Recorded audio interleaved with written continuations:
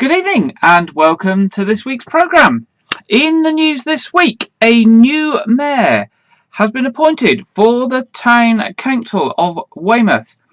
It was appointed at the annual meeting of the Town Council, which was held last week. Councillor Colin Huckle will replace Councillor Graham Winter in the role, and Councillor Anne Weaving will be elected, or has been elected, both as Deputy Mayor and Mayor-elect for the following year. Councillor Huckle informed members that his chosen charity for the year would be the Veterans Hub, located here in White Regis, and liaising with the David Ellis Trust, and that his chaplain would be the Reverend Geoffrey Carey. Weymouth's new mayor said, "It's an honour to be elected as Mayor of Weymouth Town Council to serve the residents of Weymouth. I'd like to thank Councillor Winter for the last 2 years, which we can all appreciate have been extremely difficult. The Town Council has achieved a lot, even during the pandemic, and I look forward to building on this. We do hope to hold a picnic for residents in June where we'll get the chance to get back out in the community, speak to residents and give people the opportunity to meet both their former and current mayor." We have heard this week about a sinkhole, there it is on the screen, appearing in the A35 near Puddletown. Highways England is advising drivers that the A35 westbound towards Dorset will remain closed over the weekend between the A31 at Beer Regis and the A35 at Stinsford roundabout due to this large surface defect. Drivers heading westbound on the A35 are being diverted via Beer Regis roundabout at the A31 south to Wall before taking the A352 back to the A35 following the solid triangle diversion signs. A geotechnical survey has been taking place since Wednesday to assess the size and extent of the damage and will continue over the weekend. Design work will also be taking place this weekend ahead of repair work, which will start next week. They are working closely with colleagues in Dorset Council and are looking at all options to resolve the issue as soon as possible, including assessing the diversion route with the potential of installing a contraflow on the eastbound carriageway, allowing traffic to travel in both directions and the diversion to be removed. It does sound as if this hole is going to take some sorting out if we're looking to install a contraflow. Obviously Dorset Council, Highways England and everybody apologises for any inconvenience and will continue to provide updates as soon as they are available. Drivers are reminded to allow extra time for their journeys, and regular updates will be issued on the Highways England Twitter feed at Highways Southwest S-West. Dorset Police are seeking help with 2 road traffic collisions. Firstly, officers are appealing for witnesses or anyone with dashcam footage to come forward following a failed-to-stop road traffic collision in Weymouth.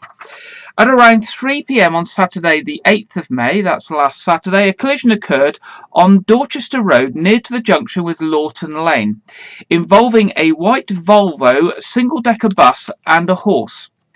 It is reported that the bus did not stop at the scene, but following inquiries it has now been identified.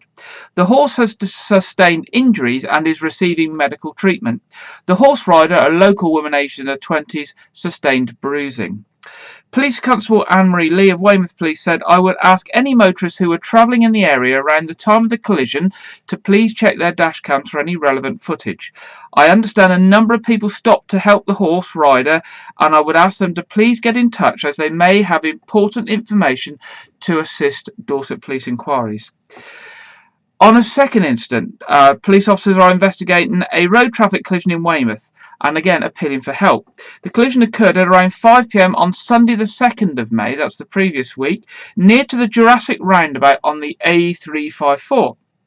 It involved a black Harley-Davidson motorcycle, which was reportedly taking evasive action to avoid a collision with a grey Ford Mondeo, as both vehicles travelled north towards Dorchester.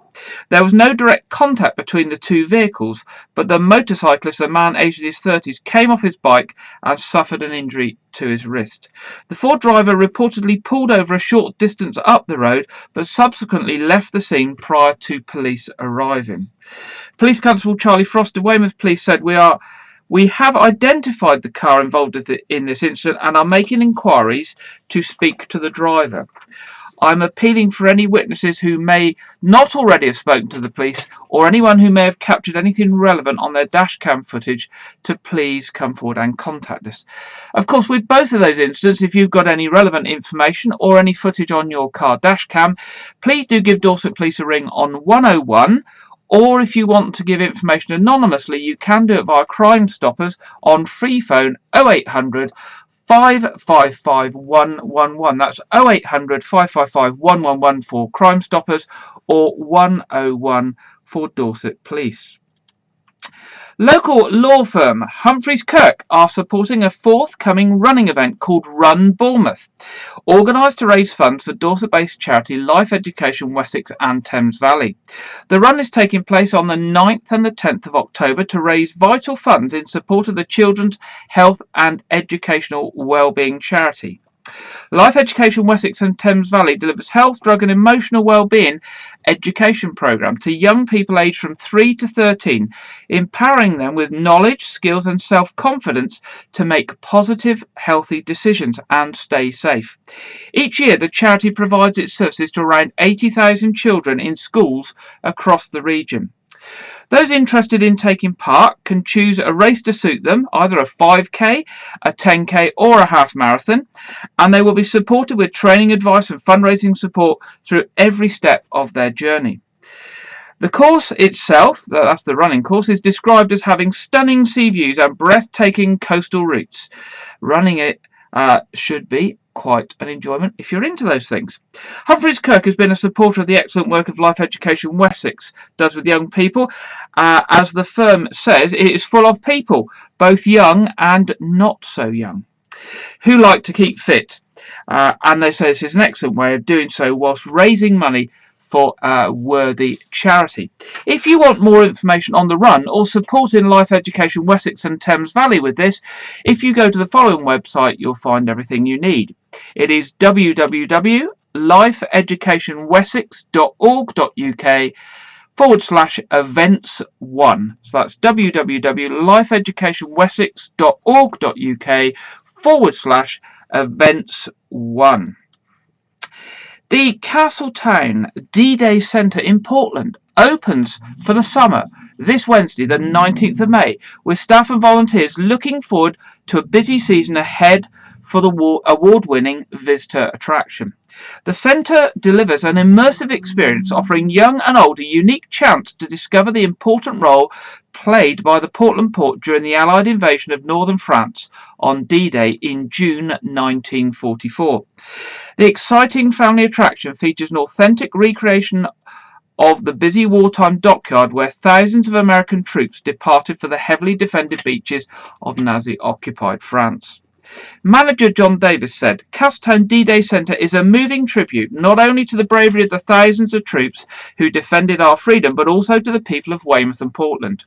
The centre is a fantastic family visitor attraction that offers an unrivalled opportunity to take a trip back in time to discover the great wartime sacrifice made by a heroic generation.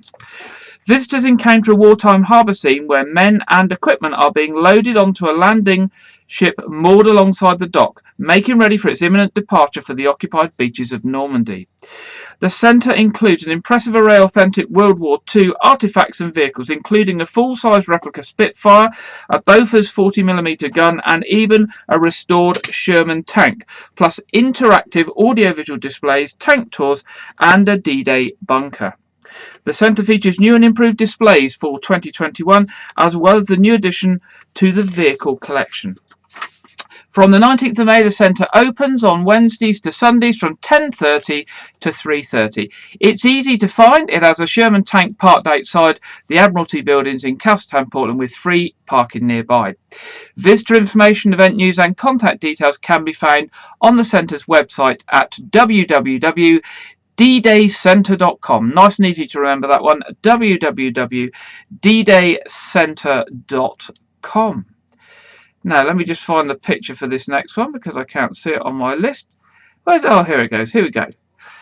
A historic locomotive is set to pay a visit to Weymouth this summer. With restrictions easing, railway fans have been given something extra to look forward to as the 45596 Bahamas is due to visit the county. The railway touring company, who over the years have run many excursions to Weymouth with historic trains, has announced that the historic locomotive, built in 1935, will visit the county on August the 5th. I think it's actually going to be visiting on several dates after August the 5th as well, but that's the first date. Hauling the Dorset Coast Express out of London Victoria, the Bahamas will head south, picking up at Staines, Woking, Basingstoke, and then visiting Bournemouth and on to Weymouth. The journey is part of 4 dates that have been announced during a busy summer steam, with the railway touring company teaming up with Bahamas owners, the Bahamas Locomotive Society, to run the event. I know many people like to go to Weymouth Station when these steam trains come in. It's quite a sight. So that's something to look forward to on the 5th of August. And finally, new line pipe bins have been strategically placed along the local coastline for people to deposit angling debris, which is then recycled. The bins are made from recycled lengths of pipe and have been adopted by volunteers from an environmentally minded community group called Pause on Weymouth Beaches and Open Spaces, which has been overseeing the project thanks to funding from Litter Free Coast and Sea. Jane Furman, who's a member of Pause on Weymouth Beaches and Open Spaces, says, "We all know the damage fishing line can do to our wildlife. Our members collect it daily from our shores, often with dangerous hooks attached. Up until now, the option has been to dispose of it in a bin, where it ends up being incinerated, or sent to landfill, where it continues to be a risk. To be able to dispose of the waste responsibly and have it recycled into functional items is really positive." Weymouth's pipe bins have been made by a local volunteer, Dave Taylor, who wanted to help tackle the concerning levels of angling waste left on local beaches, and particularly the Fleet, which of course is very close to us here in White Regis. Mr. Taylor said, "So many community projects have been cancelled due to COVID. It was great to help Pause on Weymouth Beaches get this excellent initiative up and running." The pipes can be found at various locations across Weymouth and Portland, from Bowley's Cove to Chesil Cove. So look out for them.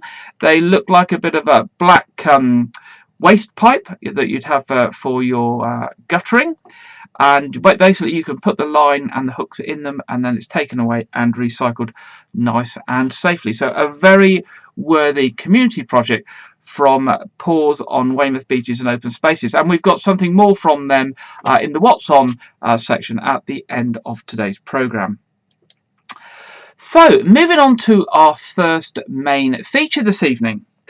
Signets at Albertsbury Swannery, or the arrival of the Signets at Albertsbury Swannery, is a major event in the annual calendar locally. The cute tiny Signets are a draw for many tourists visiting the southwest of the UK, and of course the particular Weymouth, Dorset and Albertsbury areas. Signets arrive between mid-May and the end of June, and it's a busy time for the Swannery. This week, our reporter Lydia has been taking a look at the history of the Swannery and the birth of the Signets. It's that time of year between mid-May and the end of June where the Signets hatch at Albertsbury Swannery. Albertsbury Swannery is the only managed colony of nesting newt swans in the world, and the only place in the world where you are able to walk through the heart of a colony of nesting newt swans. The Swannery is spread over a site of some 25 acres situated on the Fleet Lagoon, protected from the weather of Lyme Bay by Chesil Beach. The Fleet Lagoon formed at the end of the last ice age as meltwater flooded behind the already formed Chesil Beach, leaving shallow salty water, in which plants grew profusely, producing an ideal environment for wildfowl and waterbirds. The colony of swans can number over 600 with around 150 pairs. Written records of the Swannery's existence go back to 1393, though it probably existed well before that. It is believed to have been set up by Benedictine monks who built a monastery in Albertsbury around 1040, when King Canute gave the land to his steward.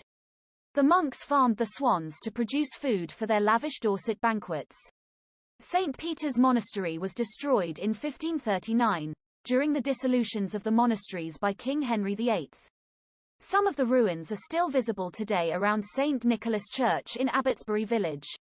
Following the dissolution, the site was purchased by Sir Guy Strangeways, and has remained in the ownership of the Strangeways family through 15 generations, up to the present day. An estate of some 15,000 acres covering Chesil Beach and Abbotsbury is still held by the Ilchester estate, owned by Mrs. Charlotte Townsend, the daughter of the 9th Viscount Galway, and a descendant of the 1st Countess of Ilchester. Abbotsbury Swannery is today a tourist attraction. The swans have become accustomed to the presence of visitors, and allow close, but respectful approach even in the nesting season when cygnets are on the nest. Before viewing the swans, visitors can look at the decoyman's house, which sets the scene for the visit with a display explaining how the colony has been managed over the years, and how the present situation has evolved. Apart from the swans, the Fleet and Chesil Beach attracts many species of waterfowl, and over 300 different varieties have been recorded. This has led to the area being designated as a site of special scientific interest, a special protected area, and a special area of conservation. Nesting newt swans are usually intensely territorial, so it is unusual to see this many pairs in proximity to each other. However, the closeness of the nests can sometimes lead to problems, as newly hatched cygnets can become attached to the wrong parent bird. To overcome this, rearing pens are used for a few selected families who need more privacy. At the end of July, the swans become flightless, for around 6 weeks, due to the molting of their feathers. Once every 2 years, the swans are rounded up, so that they can be examined, weighed and measured, and any new birds to the colony ringed. The roundup is undertaken by around 50 canoes that start at the eastern end of the lagoon and slowly drive the birds into the Swannery Bay at Abbotsbury. In the past, the roundup has resulted in over 900 birds being caught and recorded, but it varies from year to year. The Swannery is open to the public between March and the end of October, and an interesting time to visit is now, between the middle of May and the end of June, when young cygnets are present. Usually twice a day at noon and 4 p.m., mass feeding of the swans takes place. Despite COVID-19, the Abbotsbury Swannery is open daily from 10 a.m. to 5 p.m. and is operating almost normally, but the mass feeding of swans is currently suspended. Why not pay it a visit over the next few weeks, or if not, over this summer? We are grateful to Jeff Moore of Dorset Media for his footage of the swans and the newly born cygnets. Now back to you, Gary, in the studio.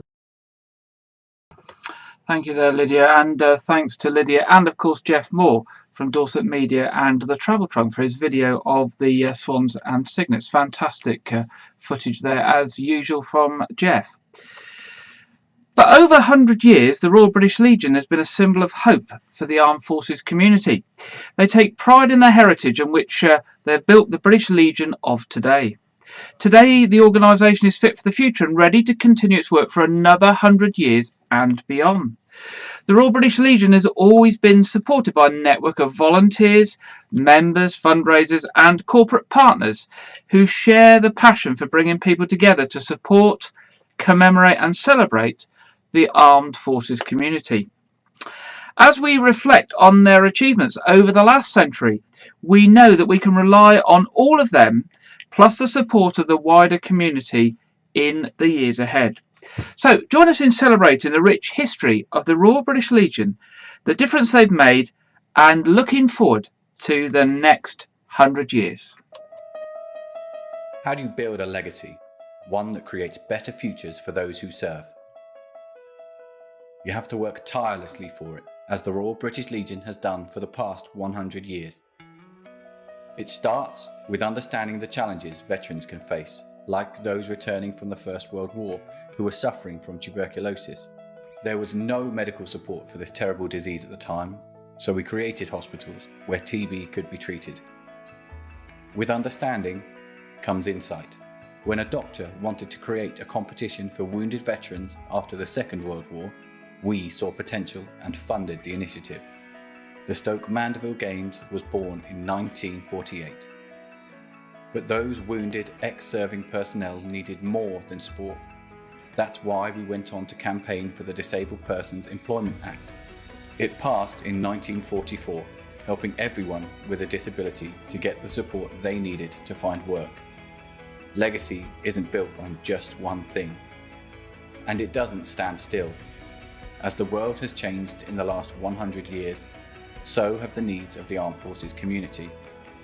In response, the RBL has worked continually, helping ex-serving personnel into homes and employment, campaigning tirelessly for their rights and making sure their contribution is never forgotten. As TB hospitals became some of the foundation blocks of the NHS and the Stoke Mandeville Games became the Paralympics, we didn't stop there and went on to support the families of athletes taking part in the Invictus Games. Because we saw that the Armed Forces community still needed that sense of family, belonging and identity.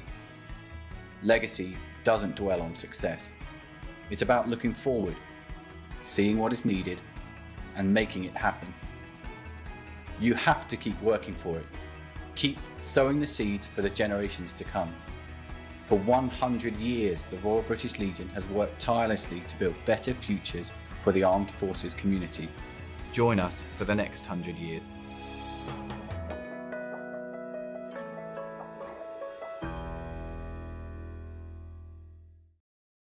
There we go. That's the Royal British Legion, who are celebrating 100 years. How fantastic is that?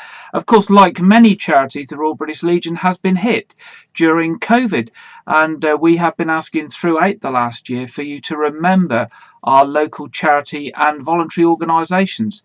And if you have a few spare pennies, to pass that on to those organisations like the Royal British Legion and many, many others that we rely on throughout our communities, but who have suffered significantly during the last year in terms of raising funds to do their good work.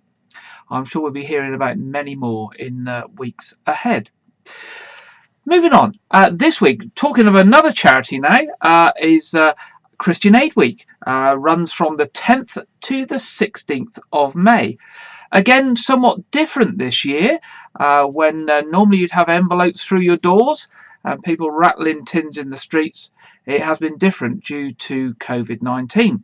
So this week, Janet Hall has been looking at Christian Aid and Christian Aid Week and showing how this year it's a little bit different. Hello everyone. We're just coming to the end of Christian Aid Week for another year. I expect some of you failed to notice that it was happening at all this year because you won't have had the envelope pop through your door. But it is happening. Christian Aid is an organisation which works with churches, individuals and local organisations in communities worldwide, supporting people of all faiths and none to rise out of poverty.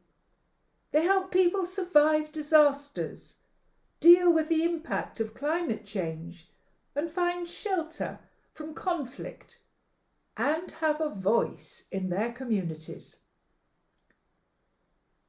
The climate emergency is one of the greatest injustices we face. It hurts us all, but people living in poverty fight the worst of it every day. Extreme weather means people like Rose, who we're going to hear from in a minute, are struggling to survive without a reliable source of water. Rose is caught in a cycle of climate chaos. From severe drought to flooding, extreme weather robs her of what she needs to survive. That is, a reliable source of water. When I was a young girl, she said, there was plenty of food. Now the rains are totally unreliable. Because of climate change, I worry a lot about food. I pray to God that the rainfall will become normal, like it used to be. With a reliable source of water, people like Rose would be free from long, painful journeys. They would be able to grow fresh vegetables to eat, and they would be able to protect themselves from the dangers of coronavirus. With such dire need, every last drop of water that falls in Rose's community is precious. Some of us at All Saints have decided to take part in the 300,000 sponsored steps across the month of May to raise vital funds for communities battling the worst of this climate crisis. Here are our team members. First, Brother Ali, who's going to tell us about his walk. Hello, and welcome to another walk on the 300,000 steps for Christian Aid this month. So people all over the world, and I've been amazed at how many different countries and different people who from different places have signed up for this really noble cause to support and help those who are most affected by climate change in the world. And here I am, I'm walking the Southwest Coastal Path. I managed to do my first week, and I've done well over 100,000 steps. And of course that all works towards helping me in my quest to try and put my type 2 diabetes into remission.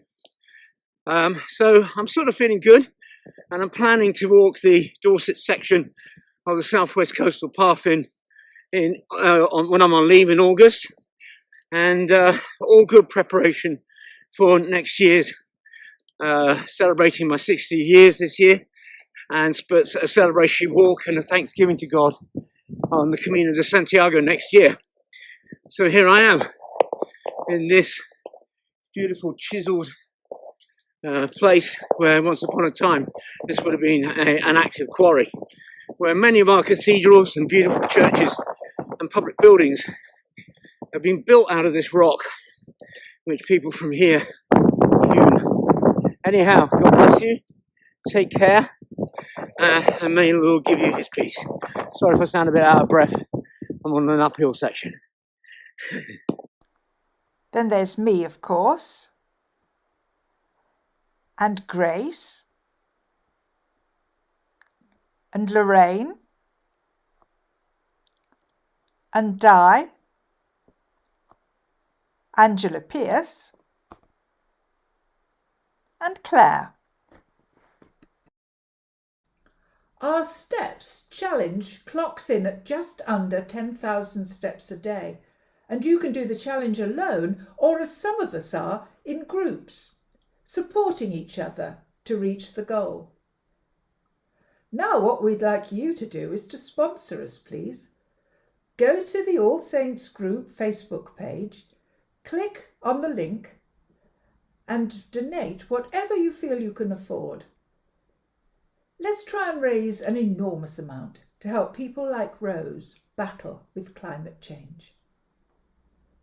Some of us have been joining together to walk on a Monday morning. Here's one of our walks.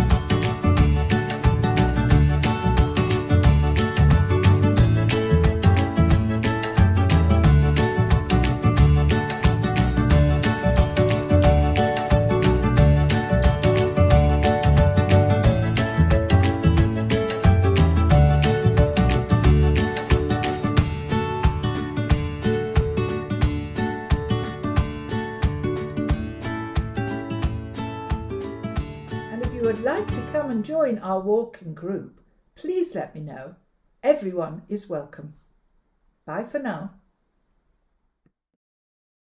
Thanks there, Janet. And again, that video brings home how lucky we are in this area when we go walking, both there with Brother Alistair on Portland and the other group walking around the Fleet and Bincleys and those areas. And of course, if you just look at the picture behind me, you see the fantastic coastline that we've got, and I'm sure we've been in a much better place than many during lockdown, when at least we've been able to get out, get some fresh air and have a nice safe walk. So that's if you like the fresh air and outside. What about if you are one of those people that likes to stay in and watch a film, or better still, go to the cinema to the large screen and see a movie on the big screen? Well, cinemas are set to reopen across the UK from Monday in line with the easing of the coronavirus restrictions. While each cinema and independent venue has made their own decisions on their reopening date, the Prime Minister Boris Johnson had set May the 17th as a date that indoor hospitality would be permitted again. During 2020, globally, the cinema industry lost a massive $32 billion worldwide. So it's likely by the time that they reopen, the losses globally will be over $50 billion.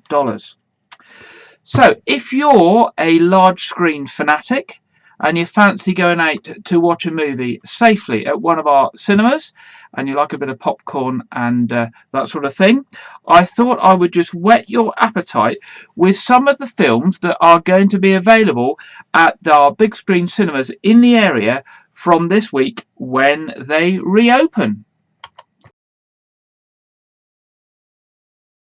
Are you Peter? That depends who's asking. Peter!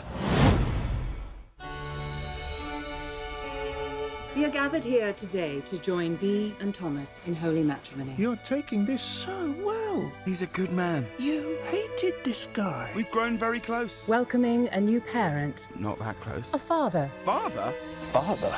No, you're not my father.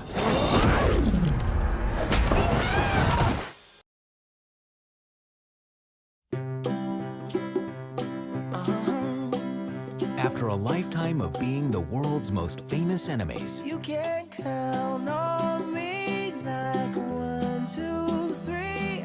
Tom and Jerry are about to start over. 'Cause that's what friends are supposed to do. Oh yeah. In the big city.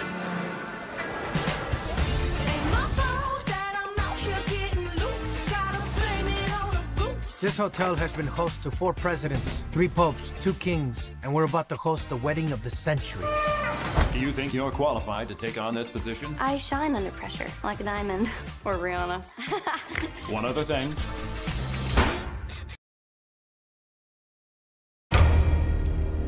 From the very beginning, I realized I saw the world differently than everyone else.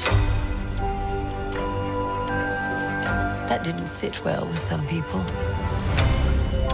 But I wasn't for everyone. I guess they were always scared that I'd be a psycho.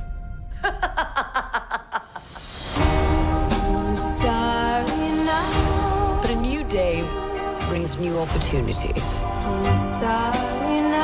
And I was ready to make a statement.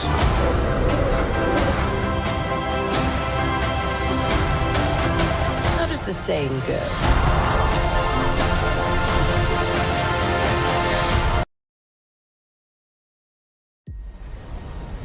Once upon a time, in a faraway land called Washington Heights. Say it so it doesn't disappear. Washington Heights! Lights up on Washington Heights. Up at the break of day, I wake up and I got this little punk I gotta chase away.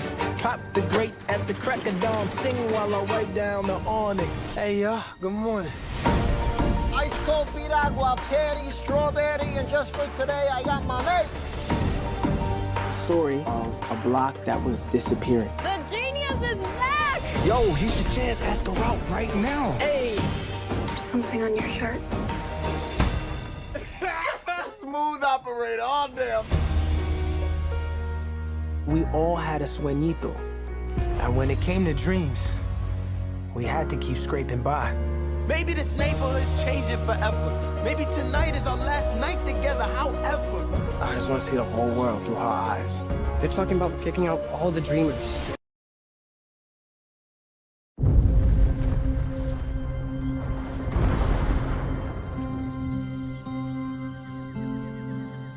So what are you doing out here? There is a legend in the jungles of the Amazon of a tree that heals all. It could change the world, but if it gets into the wrong hands, it could awaken a great evil. I believe that the legend is real. Which it's not. And I'm going to find it. Which you won't. And when I do, just imagine the lives that could be saved. I've been looking for this tree longer than anybody. I've tracked the legend to every village, every island. Nothing. You're searching for something that can't be found.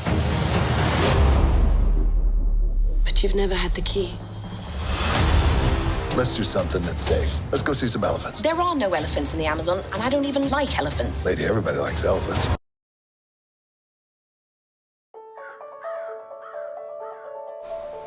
£16.83, please. £32.28, please. I'm telling you, boys, she was my horse, and she won. I've seen him in here before. Owns a racehorse, does he? Owned? Word is, he almost lost everything. Things are a little tight cash-wise these days, so... Nice sirloin. Cheers, Nellis. I need something to look forward to when I get up in the morning. I'm going to breed a racehorse. Aye, and I'm going to play fly half for Wales. It's normally wealthy professionals who go in for this kind of thing. There's ways of doing these things, isn't there? 20 people in the village put in £10 a week for 2 years. When the horse is born, everyone will be owners. We'll all have an equal share. Ah! If you lot are good enough to own a bloody racehorse, so am I. It's a tenner every week, Kirby, you pillock. There we go, some of the great movies that we featured over recent months here, now going to be on the big screen from this week. And I'm sure, like me, actually watching a movie on the big screen is much, much better than on the TV at home. So hopefully our cinemas will pick up, like our theatres, and we'll get back to being hives of activity where we can go for some entertainment. So there we go. It's now time for our weather forecast, and firstly to Alex Deacon at the Met Office for the National Weather Forecast. Hello, welcome to your latest update from the Met Office. This weekend will be thick with showers once more and not a lot of warmth. But it's not all doom and gloom, as is always the case with showers. They'll be hit and miss, and between the downpours, there will at least be some spells of sunshine. Plenty of showers still milling around, heavy downpours here and there through Saturday evening if you're heading out. And we'll see perhaps a bit more in the way of rain edging into northern Scotland overnight as well. And then into Sunday, well, it is another case of some sunny spells, but a lot of showers. We'll start with outbreaks of rain over South Wales, southern England, and then the showers will get going through the day. Perhaps the showers a bit more widespread across central and northern Scotland, but in the north and across Northern Ireland, well, again, not too many showers here. Decent chance that much of the day will be dry and bright, whereas these showers over England and Wales will be slow-moving, heavy. So again, thunderstorms are likely, the threat of lightning and the possibility of hail as well. Temperatures, again, below average for the time of year, stumbling into the mid-teens at best and feeling cooler when those showers come along, and on some coasts as well. A good weekend for cloud spotting, rainbow spotting as well. As is always the case with showers, they are hit and miss, so keep up to date. Track the showers yourself on the radar. You can see the radar if you download the Met Office app, and make sure you're following us, of course, on social media.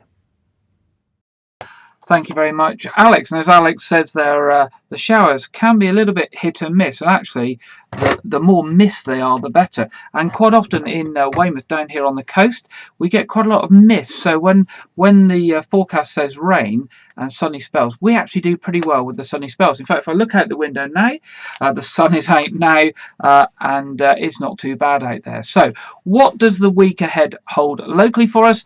Well, actually, if you look at the forecast for Weymouth for the week ahead, it looks much the same as it did last week. It's quite mild, but cooler than it should be for this time of year, as Alex just told us. But actually, the weather is mixed. It's sunny spells, it's cloudy, and it's showers. We just hope that the sunny spells are more in number than the cloudy patches and the showers. But most importantly, it's good growing weather for the garden. That moist air and moist ground and the intermittent sunshine is really good growing weather for the garden. So let's look at traffic and travel. Of course, we have mentioned the sinkhole on the Palatine bypass and the diversion there as it stands currently, but it may well turn into a contraflow on the Palatine bypass in the week ahead if those works are going to take quite a lot of time to put right. Around White Regis and Weymouth, there's still quite a lot of work going on by Wessex Water, and I think this is going to be going on for months ahead as they replace some of the aged pipes. Currently they're working in Galway Road, Mandeville Road and Castle Hill Road, and it's hoped that disruption will be as minimal as possible. Wessex Water are also working over in Dennis Road, further over in Weymouth, and Scottish and Southern are working in Mandeville Road as well. Scottish and Southern are also working in Lynch Lane this week, and SGN or Southern Gas Networks are working in Rodwell Road. So quite a few bits going on with roadworks. Hopefully, as the traffic picks up, as lockdown sort of eases off and holiday trade comes in, it won't cause too much problem on our local roads. On the trains, though, there's no planned engineering works this weekend from the services from Weymouth or on the week ahead, so that is good news. Turn to the what's on. This week sees lots of things opening up as we go past the 17th of May deadline, unless anything happens over the weekend with this new India strain of the virus. Let's hope it's not going to stop things opening up down here. But what is opening up? Well, Weymouth Museum is scheduled to reopen on the 20th of May. Dorset County Museum, or the Dorset Museum, on the 28th of May. The Keep Military Museum reopens on Monday, 17th of May. Portland Castle reopens on the 17th of May. Portland Museum on the 17th of May. And as we mentioned earlier, the D-Day Centre in Castletown on the 19th of May. Weymouth Sea Life Centre is already open, and I guess they'll be opening up further from this week as well, as will Fancy's Farm on Portland. As we've said week after week, both the Pavilion and the Noath Fort have lots of things going on. The Pavilion has got lots of shows now rebooked back in, so do pop along to their website. It's far too many to mention here, but there is a whole range of stuff coming up in the months ahead, so please do support our local theatre, which is a community interest company, and do go along to the shows there.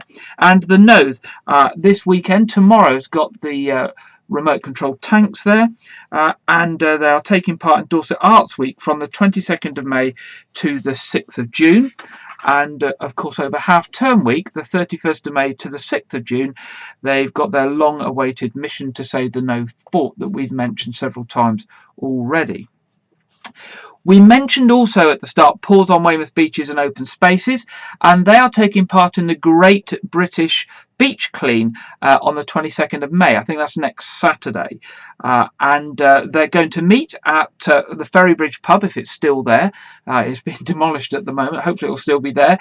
But if not, where the Ferrybridge pub was, at 10 a.m. on the 22nd of May.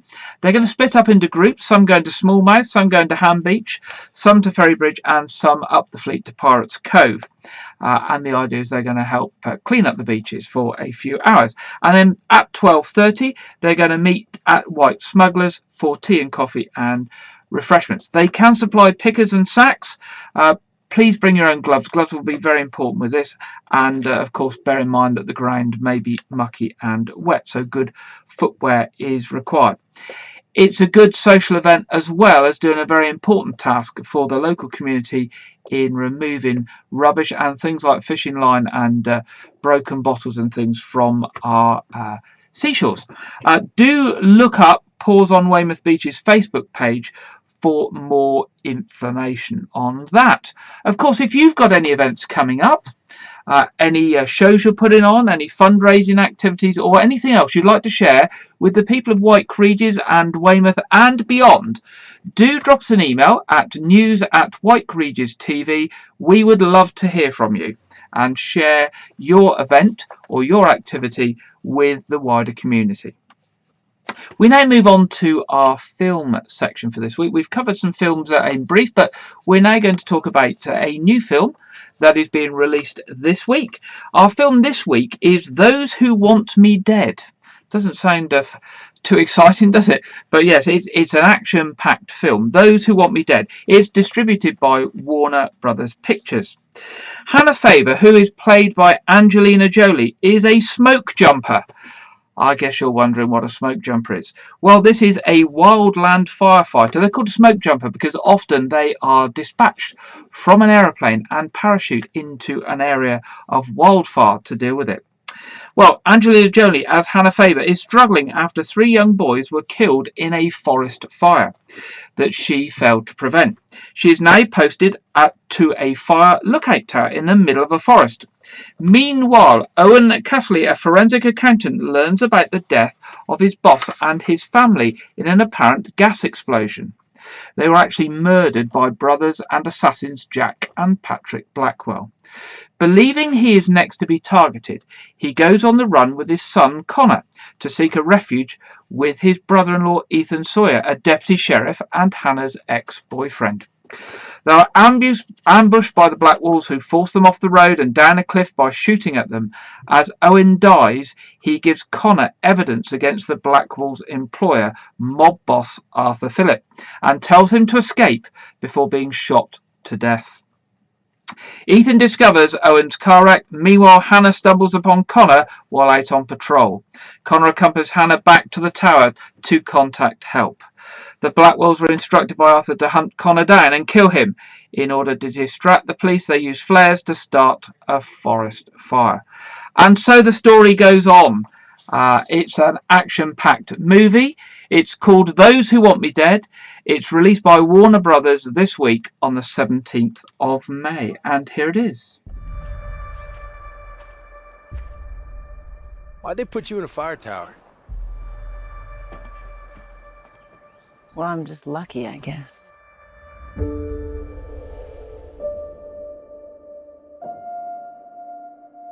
I read the wind wrong. I should have gone to them. Then you'd be dead too.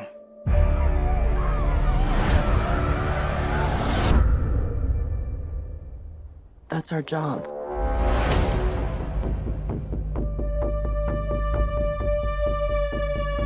Hey! Stop! I'm not gonna hurt you. I want to see where the blood's coming from. It's not my blood. You in trouble?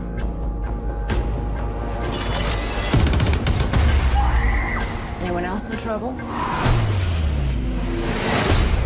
My dad said if anything happened, I should find someone I can trust. Are you someone I can trust? We promise absolutes. Act accordingly. Those men that came for your father. Did you see their faces? That's them. Cut you down. Give him something else to worry about.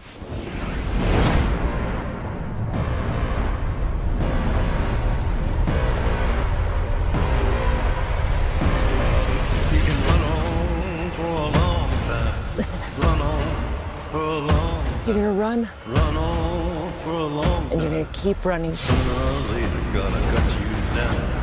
That eats everything in its path.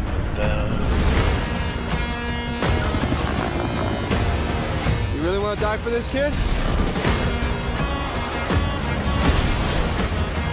Take a deep breath. Hold it. And lay back.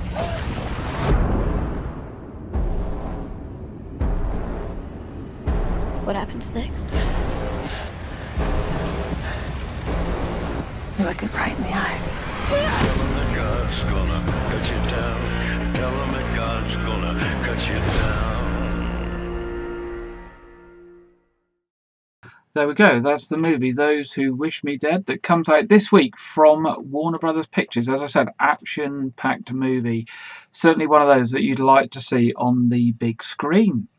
So what else have we got to say before we get to the end of tonight's programme? Well, just a reminder, if you want to go to any of the regular services in White Regis, that All Saints Church has a service at 9:30 tomorrow morning and St Edmunds at 11. The 9:30 service from All Saints will also be live streamed on all the church's normal channels.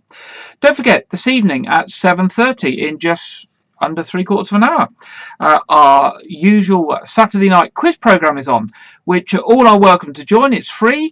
It doesn't matter if you're good at quizzes or not. It's just something alternative to TV on a Saturday evening with other people from the locality and beyond. And of course, on Friday evening at 7 o'clock, our very popular A Year in Gardening with Clive Gray, as Clive tells us about the plants he's planting and some of the projects in his garden, and maybe inspires us to grow some new things and try some new projects in our gardens.